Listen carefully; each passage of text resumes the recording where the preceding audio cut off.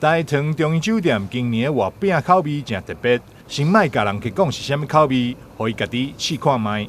然后好像有点酸酸，那是什么口味啊？就是有别人一般就是甜嘛，要不然就是咸这样子。有别以往，毋是甜就是咸，即届月饼佫加了一点仔酸酸的口感，到底是啥物？换另外一位先生试看卖。哦，对，是那个味道，豆腐乳的味道，咸咸的味道。你会觉得这样豆腐乳跟月饼搭在一起，会不会觉得很怪，不搭？还好还蛮调和的。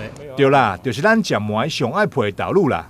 饭店有用卡斯甲创意，大胆将豆乳融入去月饼内啊，制作出豆腐乳红梨麦煎过的月饼，口味确实袂歹食。其他还有经典不败款金沙酥、莲蓉蛋黄，以及健康用心的黑蒜芝麻流沙、黑糖姜丝地瓜栗子、玫瑰荔枝蔓越莓麻吉丁口味。和里面特别的设计是保有传统，有些枣泥蛋黄那还有那个莲蓉蛋黄跟枣泥核桃这个保有传统。那去年反应相当不错的，像用在地的食材，用凤梨凤梨跟无花果所做出来的，受到好评。还有包括我们去年用彰化的黑蒜跟芝麻做出来，也受到好评。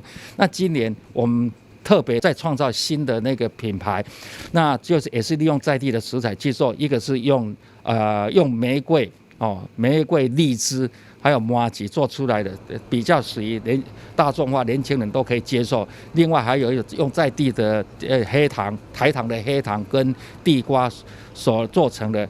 另外有一款蛮特殊的，就是用这个豆腐乳，大家可能不知道，其实豆腐乳当用豆腐乳去把它搅成泥状的时候，马上去做月饼。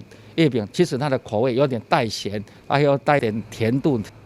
大堂中医酒店2022的中秋礼盒啊，内容包含传统经典、健康养生以及创意搭配等8款的月饼，希望一个礼盒啊，就会当满足各个世代的口味需求。